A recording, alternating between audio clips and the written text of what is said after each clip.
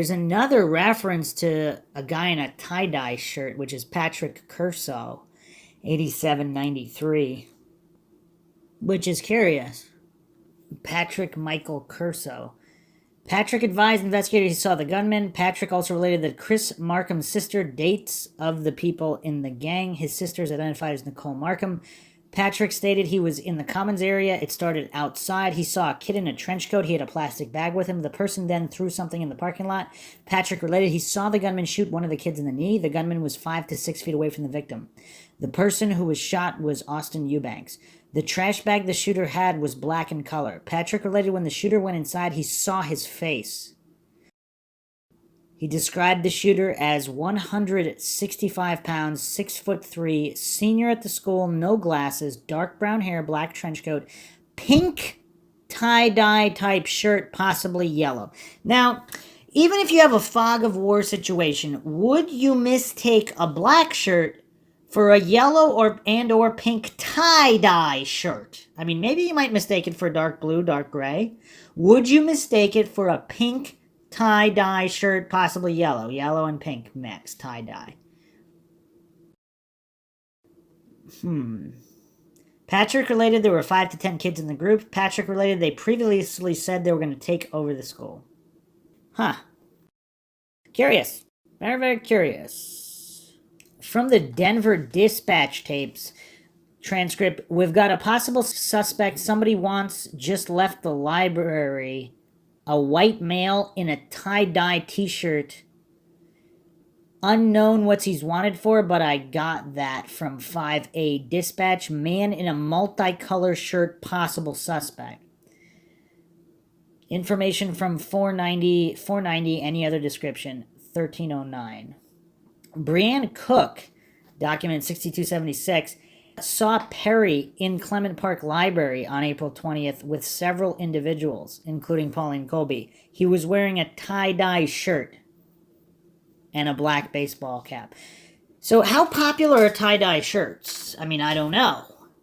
And Perry was supposedly never at the school, let alone with a gun. So I don't know.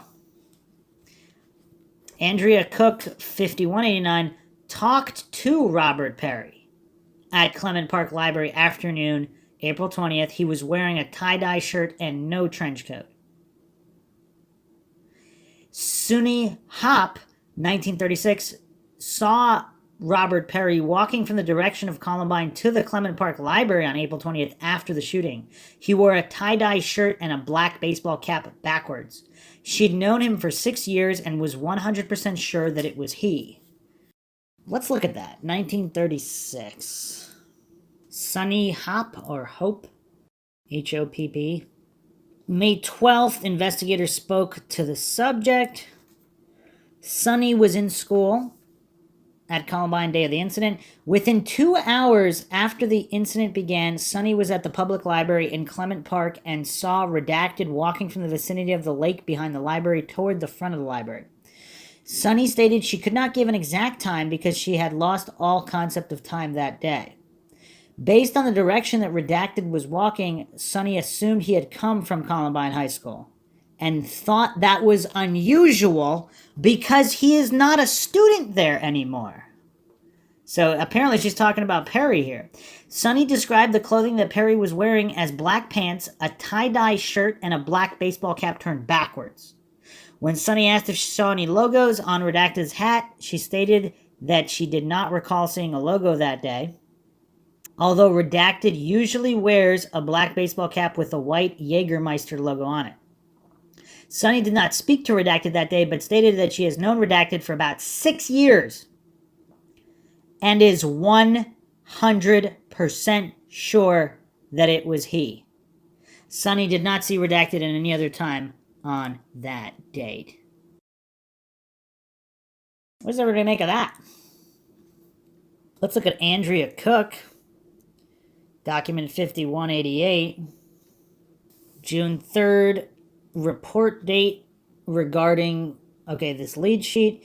Andrea Cook indicates in her letter that she was acquainted with Redacted and stated in the letter that he knew about the attack that was going to take place at Columbine High School before it occurred.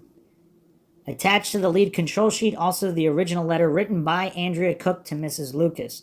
The fourth paragraph on this one-page handwritten letter reads the following: "Even what happened at Columbine will not discourage me. I will always have fond memories there. It was the first place where I did not get teased as much. I guess I wouldn't have been here if it wasn't for the fire alarm. I was in my food class at the time. My friends told me a bomb exploded close to the room. I'm thankful I'm alive, but mad. I just found out Redacted helped get the guns. At least he turned himself in. I knew him. I went to a dance with him. He told me right after this happened at Columbine, he knew they were going to do it. I asked him why he did not tell. He said he wasn't sure." And so they forgot to black out Robert Perry, looks like one point later in the document. So I'm assuming this is constantly they're talking about Robert Perry here. And so she just found out Robert Perry helped them get the guns. I mean, the plot thickens.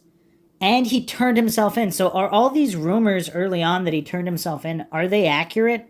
And did he have some kind of plea deal immunity? And is this why this is such a big mess? Because they felt like they couldn't get all the info they needed without giving him immunity, so they gave him immunity, and he really was a shooter. And then that's what caused all these issues. Or at the very least, he was there, even if not a shooter. Even if some people, or even there with a gun and not a shooter. I mean, who knows? There's a lot of combinations. I went out to a dance with him. So he said he wasn't sure why he didn't tell him them. On May 19th, investigative officer met with Andrea Christine Cook at her residence. In discussing the shooting deaths at Columbine High, she advised at 11:30 she was in food class. Fire alarm went off. She stated that her fellow classmates went to the exit. She exited the school with her, initially ending up by the tennis courts. She stated that during this time she did not know what was taking place until she had heard an explosion and 2 gunshots. So IO then showed Andrea Cook the handwritten letter addressed to Mrs. Lucas, signed by her, with her confirming that she did write the letter on May 12th, 1999. She further advised IO that she knew Redacted and that she had only one date with him. She stated that the two of them attended a dance at Columbine High December 98, with this dance being a formal occasion. She then showed IO a photograph taken of Robert Perry and her in formal attire at this dance. After this date, she stated that Redacted asked her if they could be more serious, with her stating she did not want to become more serious and just wanted to remain friends. She told him that she only went to this dance with him as a friend and nothing more, and apparently this did not greatly upset him, since they still talked in a friendly manner after this dance date. IO then analyzed the 4th paragraph in this handwritten letter by Andrea Cook, asked her at the time to explain the sentence, "I just found out Redacted helped get the guns." Andrea Cook advised IO that she heard that Redacted had obtained the guns for Eric Harris and Dylan Klebold from several female students in her accounting class while they were attending Chatfield High School. She stated that she could not recall the names of these students who mentioned this bits of information in front of her. She also stated that these 2 girls then talked about the fact that Redacted had turned himself in, but added that the girls did not state to what authorities did he turn himself into. Andrea Cook advised IO that the last time she talked to Redacted was on April 20th, 1999, and that this short conversation between the 2 of them took place at Clement Library while the shooting and bombing incidents were taking place at Columbine High. Andrea Cook stated that she saw Redacted outside the Clement Library shortly before noon on that date. She stated that he came up to her and said, "This has got to be Eric Harris's doings." Redacted further told her that Eric Harris had told him that he was planning on doing something like this. Andrea Cook stated that Redacted at this time was quite angry when he was telling her this information. She further stated that he told her that he wished he had killed Eric before he did something like this. Andrea Cook advised IO that she asked him at that time why he did not tell the police this same information on this day, April 20th, with him replying he wasn't sure that it was Eric Harris who was doing this at Columbine High.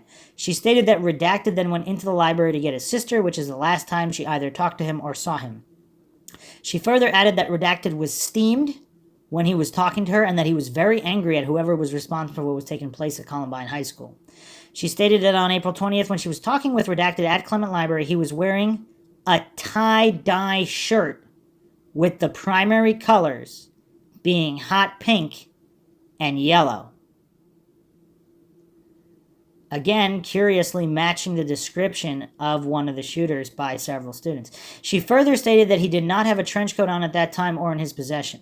Andrea Cook further advised IO that she had not even heard of the Trenchcoat Mafia prior to this incident taking place at Columbine High. She further stated that Redacted and Eric Harris were friends, and that was the extent of her acquaintanceship with Eric Harris. She further stated that she did not know Dylan Klebold on a personal basis, and in fact did not even like him based upon the little bit that she did know of him. Wow. Okay. Wow. What a statement. No follow-up, no nothing. So we have Robert Perry in a yellow-pink tie-dye shirt. Several individuals have reported seeing him in this attire, including in the cafeteria with a gun. Make of that what you will. And then, of course, Sunny Hope happened to saw Redacted walking from the direction of Columbine High School to the Clement Park Library, with a tie-dye shirt as well. So, of course, we went over Kristen Long's account, Kristen Long Kruger. She actually wrote a book, and it's on Amazon, Healing the Invisible Wounds of Trauma. And, of course, she's one of the few witnesses who did not backtrack on her ID and the third gunman. So here's an excerpt from this book. The truth is, I looked back and saw a third shooter who I and many others identified to law enforcement. No matter how many times I and countless others detailed the name and descriptions of that third shooter, who wasn't even supposed to be at school that day, no one believed us. One of the most traumatic aftershocks of that day was the knowledge that law enforcement ignored the warnings, ignored the signs hanging in the windows, and that countless other students who survived know that at least one other person was out for our blood that day. And it's also, the language she uses is curious, at least one other person, so she's clearly aware that there were even others, even more spotted. He still roams free because the easy answer is that Eric Harris and Dylan Klebold were the only shooters. After all, they were dead and the weapons used were found by their bodies. Only those of us that were there that day, and those who knew what was happening and who participated in the shootings or helped to orchestrate the massacre, know and speak about this truth. The shooters were my friends. We were all the outcasts in that school, bullied because we didn't fit into the mold. I knew Eric and Dylan. I also knew the third shooter, which explains why I was able to clearly identify him to law enforcement. When it was all over, I realized that the person who I saw point a gun at us was not one of the two identified shooters. He wasn't even a student at Columbine anymore. He dropped out. He isn't even supposed to be here. Yet here he was, trying to kill us all. And this is Kristen Long Kruger's book, Healing the Wounds of Trauma. She refuses to backtrack, and she's clearly stating what she believes she saw. What's also curious is a lot of people reviewing this book don't even mention the third shooter. I mean, one or two do, and then they just regurgitate the coincidence theorist narrative that there's no evidence of a third shooter. Eyewitness testimony is evidence, especially eyewitness testimony from someone who knew all the individuals in question. So let's go back to Jennifer Small, Jen Small, whose account we went over. But I'll do a quick recap, so document 2182 onward. So her handwritten statement is not, there's no date here or time of the statement, so I suppose it could have been day of. I looked between the tables to see what was going on. I saw a senior standing outside our classroom door. I knew he was the shooter. Then I saw an adult, blonde, short, spiky hair, thought he was in his 30s. I thought he was a cop until he held up a sawed-off shotgun. Then he and the senior tried to break into the room where a shot teacher went. So she's the one who saw the older guy with spiked hair in his 30s. When they couldn't get in, they ran away, shooting down the hall once or twice. After that, they ran I waited outside the door. I saw smoke like a smoke bomb had been lit. We stayed in the room until SWAT escorted us outside. And so, follow-up document here, interview with Jennifer Small. This is document 2185. Interview April 28th by Jill Rudler, Colorado State Patrol, approximately 3:15 at her residence. She had been interviewed a few days before by Pat Vanderkamp. I asked Small to go over the details of the day. She said she had seen Eric Harris at the smoker's pit between 11:05 and 11:10 on April 20th. She wasn't sure about what he was wearing, but thought he had on a trench coat. Miss Small said she made a remark about having a bad day to the students at the pit. Eric said something like, "Not only are you having a bad day, it's Hitler's birthday." Small said she remembered the remark because Harris usually didn't speak with her.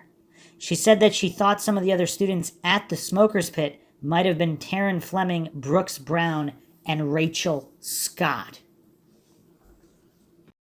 I mean, that's curiosity. That's a curiosity. April 20th. So all these individuals were at the smoker's pit just minutes before the shooting started? Let me read that again. Miss Small said that she had seen Eric Harris at the smoker's pit between 11:05 and 11:10 a.m. on April 20th. She wasn't sure about what he was wearing, but thought he had on a trench coat. Other students at the smoker's pit might have been Taryn Fleming, Brooks Brown, and Rachel Scott. Miss Small said that between 11:10 a.m. and 11:15 a.m. she saw a person who she thought was redacted, someone who hung out with Dylan, near the main doors, and it appeared that he had just come in. She later identified this person as redacted. She said he was wearing a black trench, black shirt, black and white camo pants. Black and white camo pants. He normally tucks his pants into his boots, but she doesn't remember if they were tucked in or not. And he was carrying a black colored duffel bag with 1 or 2 yellow stripes, or maybe just some yellow color on it. The bag appeared to be heavy by the way it was being carried upon his shoulder. Miss Small said that redacted is about 2 to 3 inches shorter than Dylan. Okay, so out of the Trenchcoat Mafia members, who's 2 to 3 inches shorter?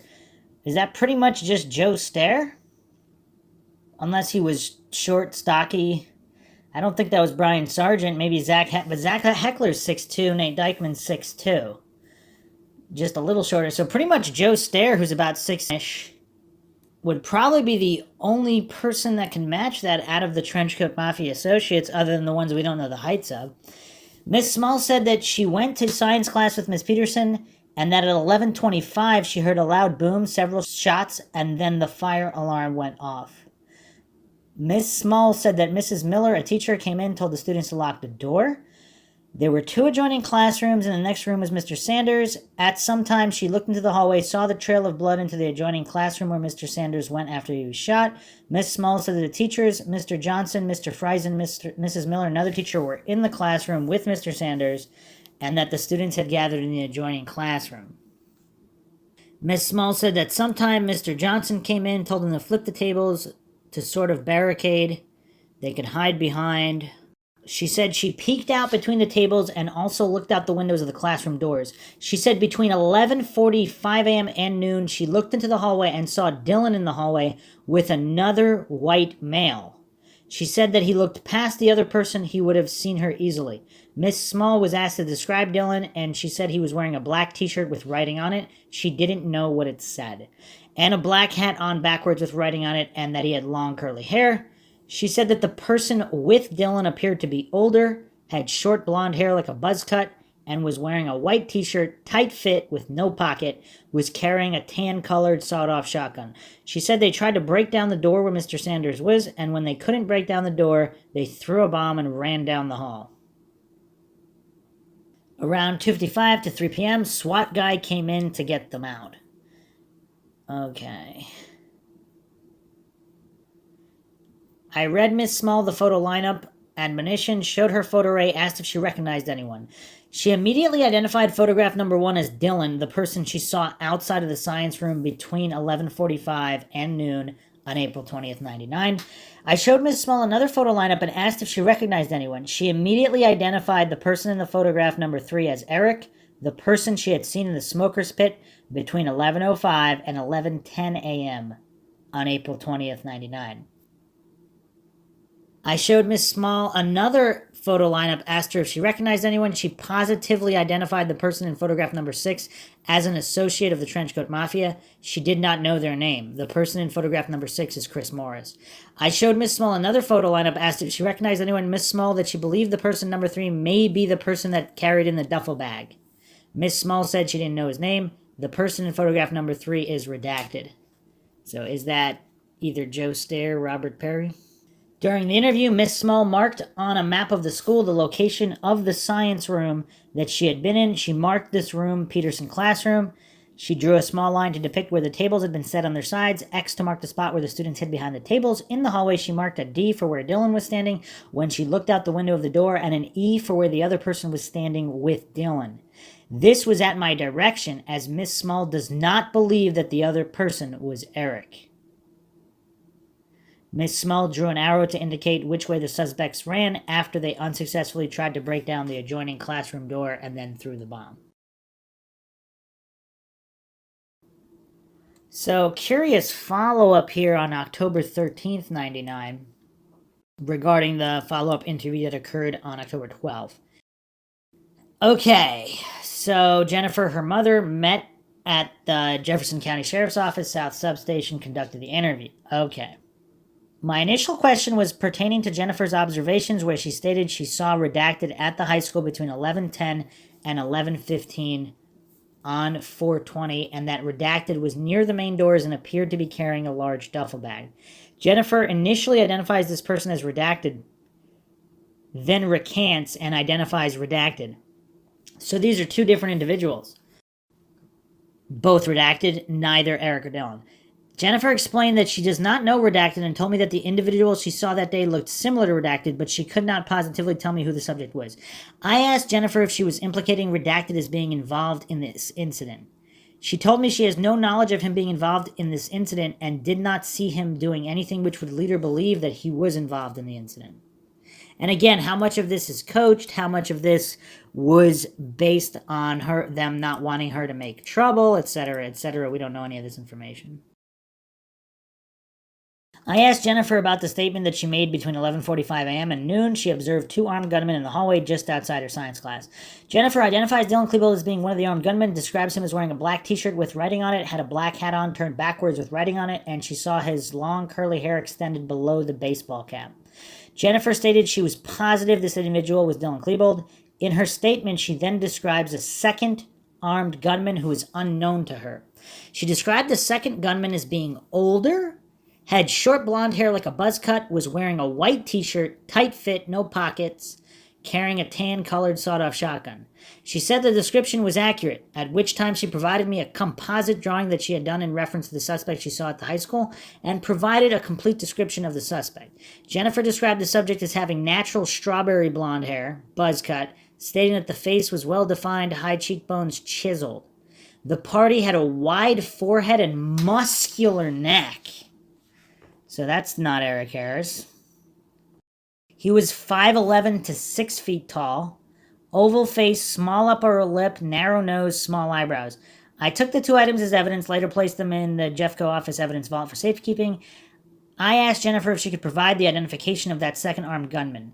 She told me she did not recognize the individual and she did not believe the party was Eric Harris.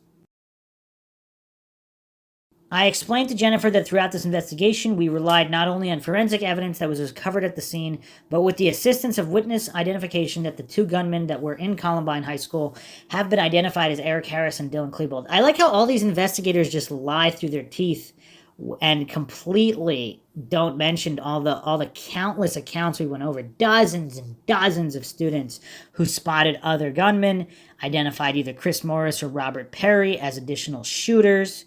Possibly Brian Sargent, Joe Stair. They don't mention any of that, so they just try to gaslight everybody into thinking that everybody else identified Eric and Dylan, but obviously the students talk amongst each other and they know that that's not the case.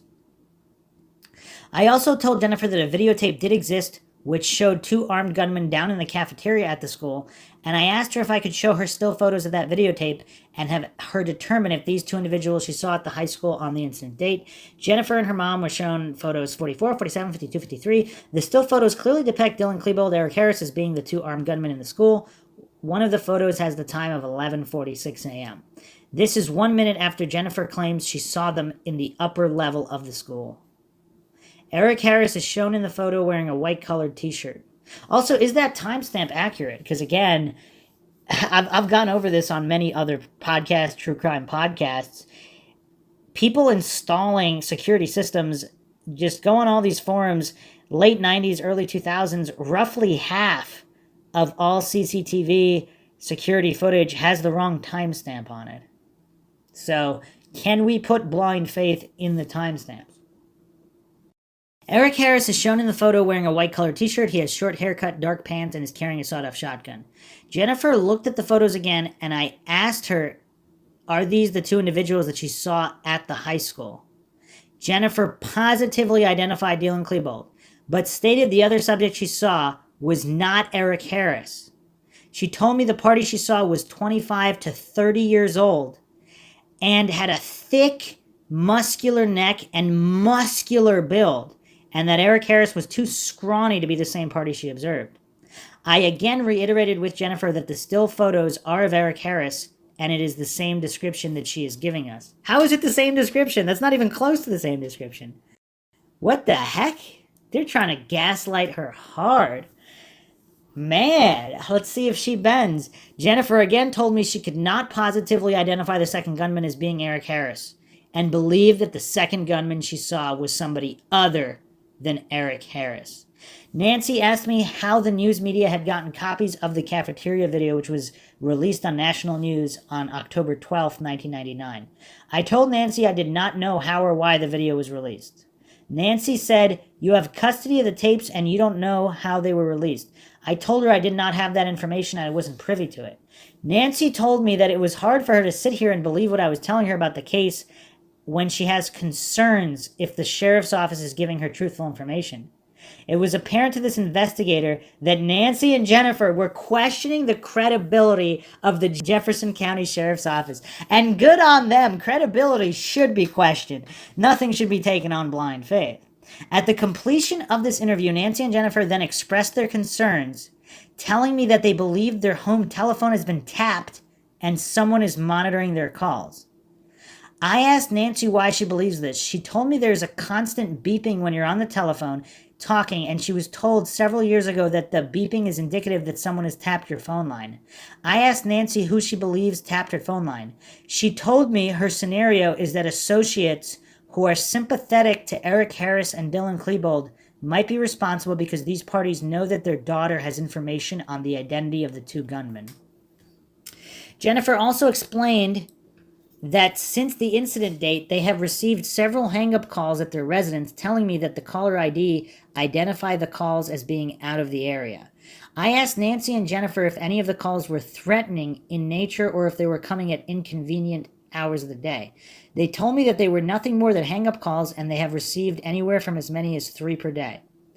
They were instructed that if they have a legitimate concern about the phone calls and somebody making harassing phone calls, they should contact the sheriff's office and speak with a uniformed deputy who could ultimately initiate some type of harassment report. I also explained to them that the phone service has means of trapping those annoying phone calls and that information can be provided to law enforcement if a criminal report has been generated. Okay. So, I mean, there's clearly some witness intimidation going on here. We'll be examining more of that later, but it's curious. She did not back down, and her mother basically supported her as well. And they have included a sketch of the second gunman. I mean, I gotta say, it kind of sort of looks like Eric Harris, but again, it's impossible to gauge the age of this individual. But if he's super muscular, this is only his facial features. I mean, I guess it could pass for Eric Harris, but if he's a lot older, I mean, it's kind of hard to mistake a 30-year-old for a 17 or 18-year-old. But on the forum, people are actually sharing screenshots from Facebook, Jennifer Small's Facebook, This is from 2019, but I don't know how much earlier these Facebook shots are. And they were asking about who she saw. She says, I don't know. I thought he was an officer when I first saw him trying to calm Dylan down. I drew a picture, gave it to the police. They hide it or say it was Eric because of the haircut. The third gunman was a muscular adult, not a scrawny kid. And again, the coincidence theorists all pretend that these were simple misidentifications and everything was cleared up after the investigation. Clearly, that's not true. Clearly. Someone asked her, did they ever find evidence? She says, there is evidence to support up to 20 people helping them that day. My old friend Brooks was friends with Eric and told to ditch that day, so Brooks did a lot of research on it all. He was a bit obsessed about proving his own innocence because of how many people blamed him. I remember going out with him and his car got egged while we were inside a gas station. Wow, that sucks. And Brooks Brown, I gotta say, out of all these parties, Brooks Brown and Eric Veek really seem to be the most emotional and possibly are the most likely to not be connected with any of this or having any kind of prior knowledge or definitive prior knowledge. Whereas all these other individuals are just appeared to be incredibly shady. Again, doesn't mean they were involved, but yeah. Someone said, what a conversation. We who aren't in Denver never heard anything else about a third person. You're in my thoughts and prayers. Jen Small said, it was covered up. That's why I was told never to write a book. They want it to stay that way. Jennifer Small stated, thank you for kind words and prayers. In May of 1999, I wrote down every little thing I remembered from that day, minute by minute almost. There is a chance I will still write my own book. If I tell enough people about the threats I got, maybe they won't come true when I do decide to write a book. I don't want to be a martyr, but I want to find the truth by sharing what I know. A few more posts by her. The police were very mean about telling me that I didn't see what I saw. And yet they told me flat out that I was one of their most credible witnesses that day. Is that because she identified Dylan Klebold like they wanted her to? They had so much evidence to back up what I say happened to us, and their evidence said my time frames were very close, maybe a minute or two off, but I didn't see a third gunman. When you're in a traumatizing situation later, it's hard to admit when you're wrong. A Jeffco officer tried to convince me that there was no third gunman. Yeah, right. I won't be bullied to hide what I know. Someone asked her, was it staged? Jen Small responded, I don't know the whole story. All I know is that the fear, pain, and deaths were all very real for those of us who lived through it. She has another interesting comment here. Someone responding, they really hid that well in the media because the only people I ever knew of were Dylan and Eric. You're amazingly strong, Jen Small, for sharing your painful experience. She responded, the media is often controlled and inaccurate about the actual facts.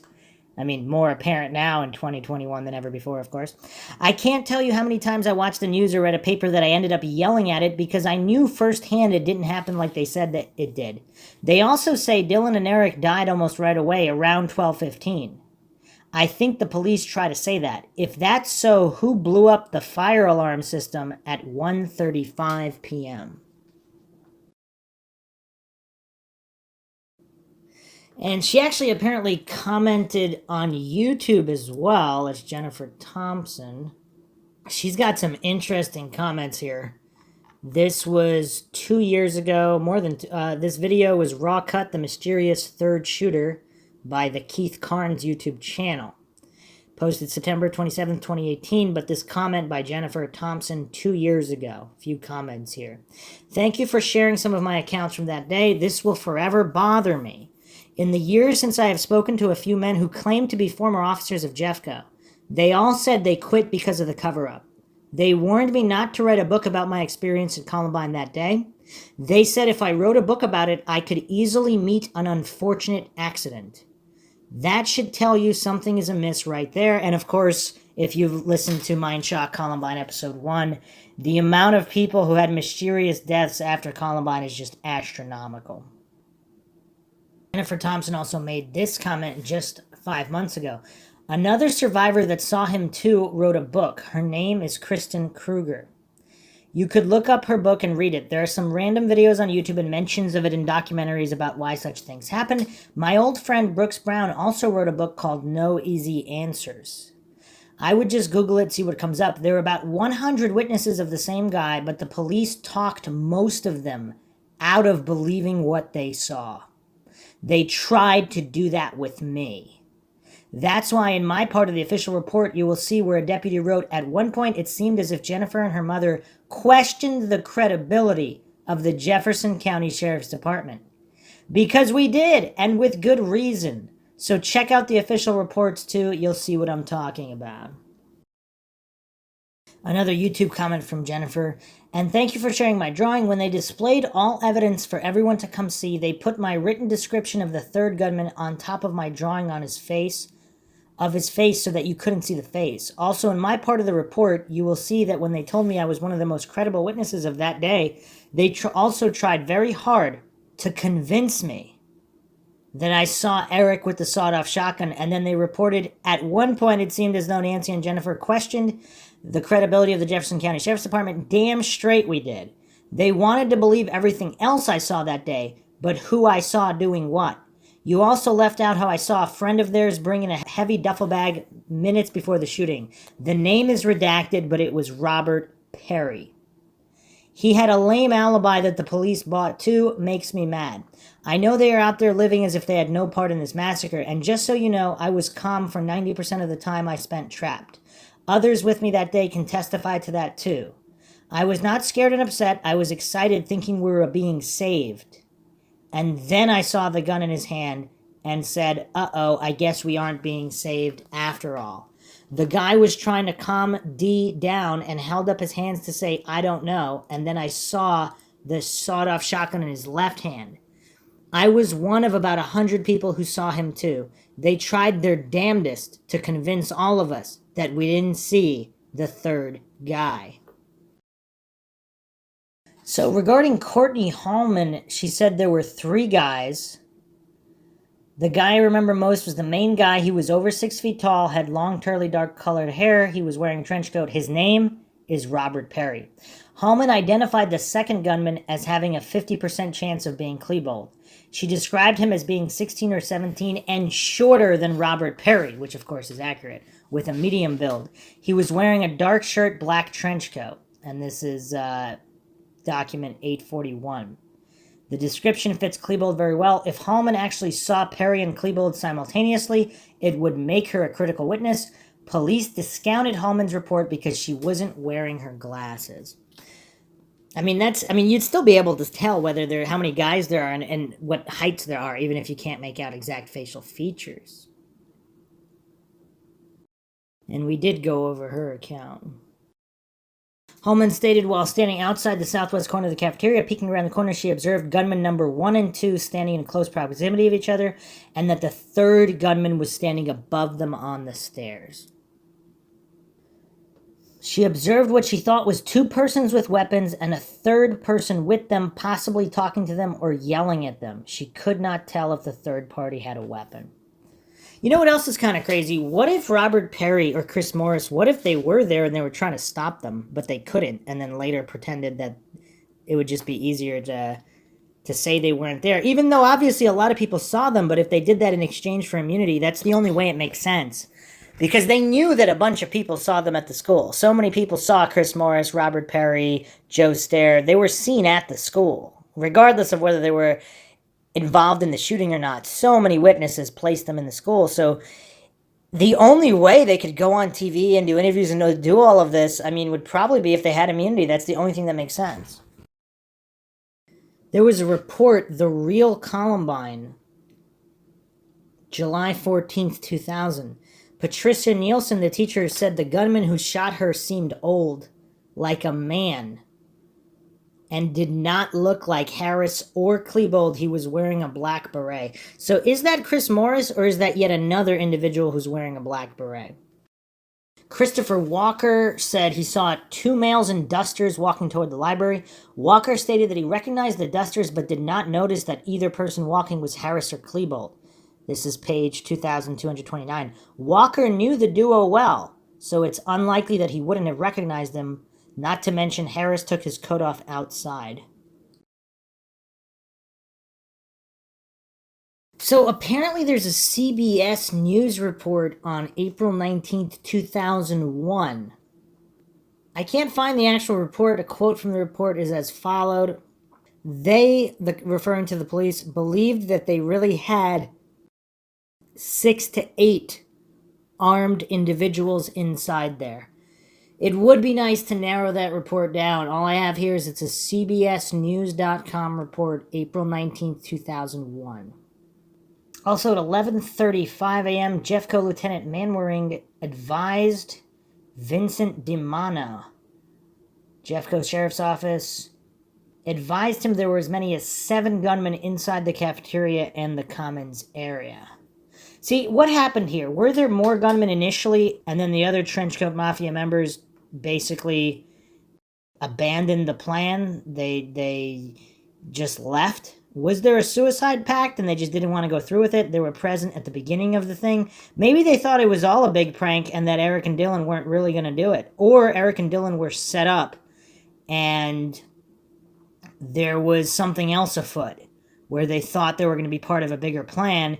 And maybe they still wanted to go through with it regardless. And when the others abandoned, they didn't care because they were already either in too deep, already shooting, or they just didn't care. They wanted to carry it out. But did they believe they would have more help at the beginning? And did they, at least in the first minutes? And then the others ran away. Adam Campbell, document 732, says fellow student Jessica Cave says she saw 10 shooters at the school, and there's apparently no interview for Jessica Cave. It's also curious how so many of these, some of the most damning reports or interviews, they're missing from all of the released documents. Why would that be? I wonder. Sarah Huey, sophomore, document 380, heard bombs in the cafeteria while the shooters were in the library. Josh Lapp, document 480, heard gunfire in other parts of the school while the shooters were inside the library. Brandy Wiseman, sophomore, document 4751, she was in one of the rooms near the kitchen, heard gunshots, bombs, and screaming from both the cafeteria and the library. So Dan Goines' interview, of course, missing, but Holly Pinkham, sophomore, document 1620, says friend Don Goyne had his shoe shot off in the middle of the hall during the time gunshots were going off in the cafeteria. Matt Katzenmeyer, 3424, heard shots and explosions inside the school at the same time there are 2 suspects outside. Alex Babienik, 1954, he thought explosions were coming from the level he was on and from downstairs at the same time.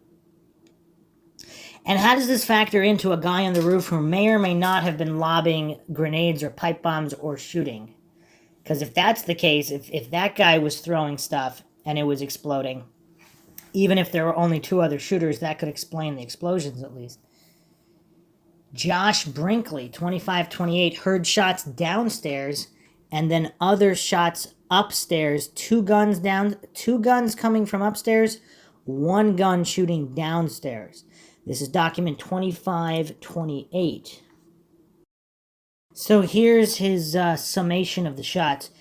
He stated he jumped the balcony and the stairs, ran up the left side. People were falling as they tried to get up the stairs. Josh stated that he was at the top of the stairs. He ran left to the science hall, then out the door by the math hall. He stated that he could hear more shots coming from behind him while he was going up the stairs.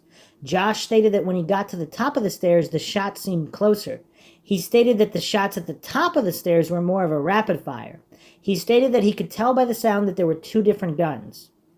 Again, Josh thought that there may be a shooter at the top of the stairs because the shots seemed louder and different when he got to the top. He stated that he did not feel that the noises he was hearing were explosions. He stated he did not see any shooter at the top or in the hallway while exiting. So, again, not very damning. Again, in the confusion, possibly, I don't know, bullets bouncing. It's not damning. Definitely not damning, but this one's a little bit more damning. Drew Lagerborg, 1999 document. Is that a little bit of synchronicity there? So this is curious. So supposedly Eric and Dylan were together the whole time, according to the official narrative, or just about. So, okay. This is a report titled, the date here, August 4th, 99. Interview with Lagerborg. He was in chemistry class at the time. He heard an explosion, saw people running down the hall. Then man came into the class and said, "There's gunmen in the halls, get out now." There was panic in the halls. Lagerberg said he ran down the south hall, but a gunman was at the other end of the hall. And panicked people were running back at him, so he redirected his flight through a common room to the north hallway. He then heard a shooter down that hallway as well. He never actually saw that shooter, only heard them based on the sound of the gunshots. Next, he ran to a chemistry room office where he and 15 other kids hid. They locked the doors, turned off the lights, and waited 3.5 to 4 hours until the SWAT came and get them. Okay. While waiting in the office, someone tried the doorknobs at one point, then walked away. He has no idea who it was. And that must have been terrifying, too. I mean, that's just creepy. So, multiple shooters, opposite sides of the school, at basically simultaneously. Curious, definitely curious. Jay Galantine staff, document 3086, sees gunman by the library, then runs downstairs where he hears more gunshots. All this time hearing shots all around me and above me. Curious. Lindsay Wyant, sophomore, 4799, also heard shots in the cafeteria and the library at the same time. Evan Todd, sophomore, 8826, heard bombs in other parts of the building while Harris and Klebold were in the library. Duwada Perez and Jessica Holliday, seniors, 9923, heard gunshots elsewhere while the shooters were in the library. That's 9923. So here's the damning part of the statement here. This is actually document 9924. Both Perez and Holliday said they saw both of the suspects' face and could positively identify them. Perez and Holliday said that while Klebold and Eric were in the library, they could hear more gunshots elsewhere in the school.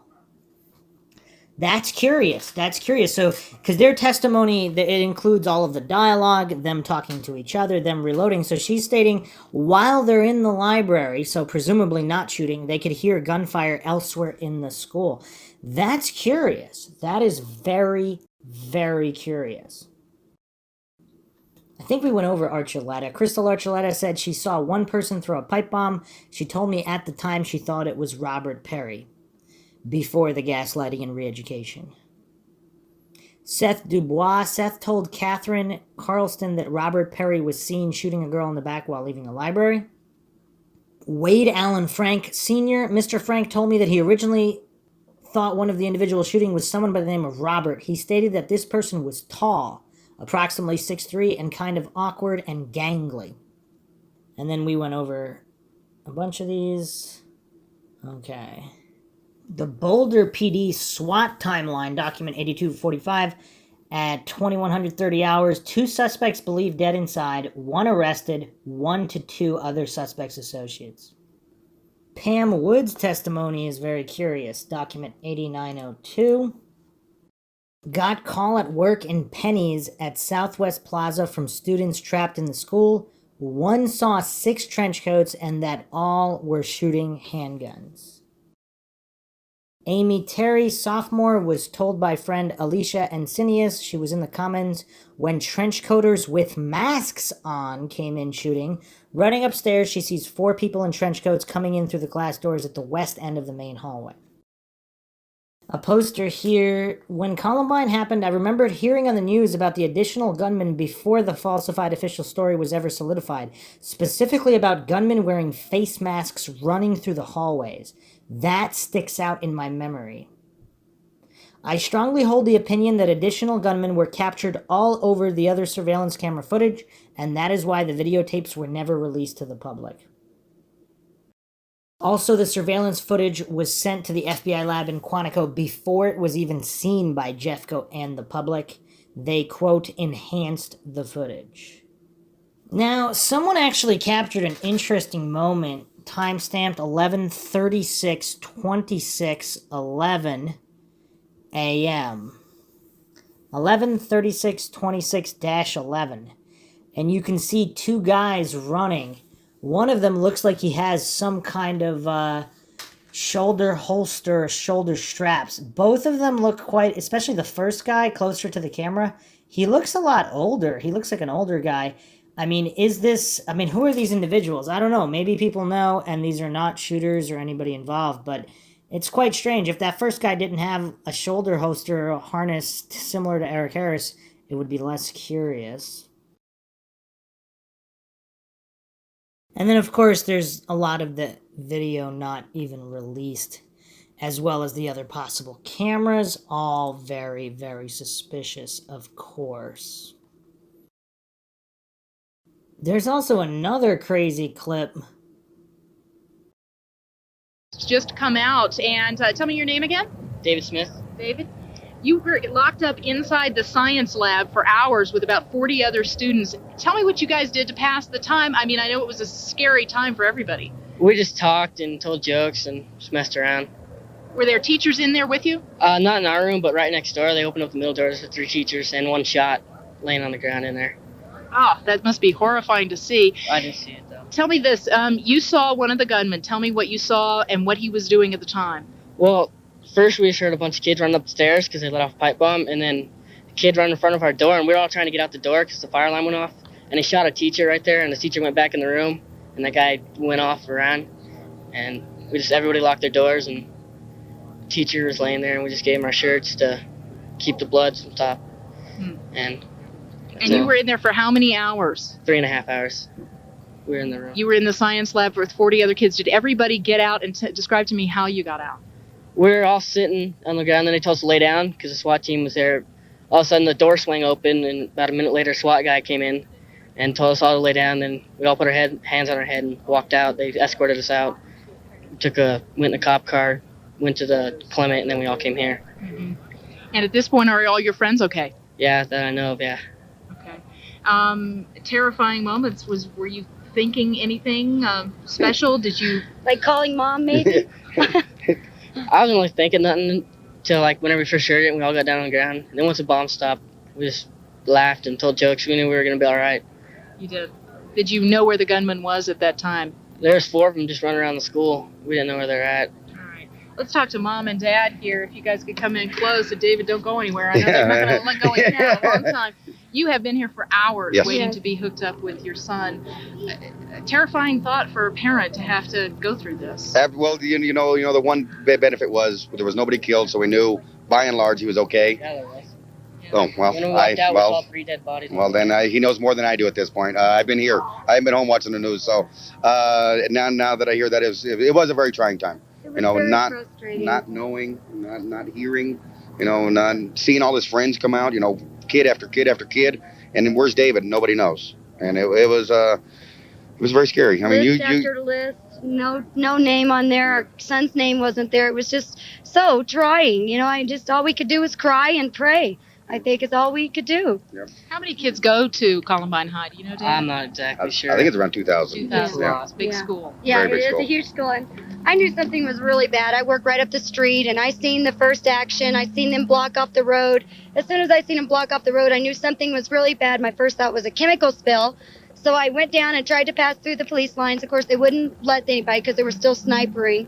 And so at that point, at like 11:35, my heart just went to my, to my stomach, not knowing where my son was. All of his friends were okay. We seen them. No, David wasn't anywhere. Did you know where the gunman was at that time? There's 4 of them just running around the school. We didn't know where they're at.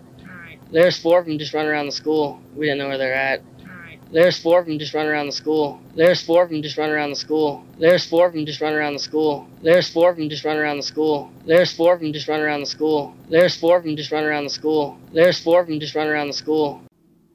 So make of that what you will. Lot of testimonies, a lot of them don't make sense. I'm not going to hallucinate and pretend I know better than the people that were there and experienced this tragic event. I'm not going to pretend and hallucinate like a lot of these coincidence theorists do, that I knew all of these individuals in question, like Robert Perry, Dylan Klebold, all these other individuals, that I'm not going to pretend I knew and spoke to them almost on a daily basis and could easily identify them. I'm not going to do that. I don't pretend and hallucinate here. We don't fall for logical fallacies here on MindShock.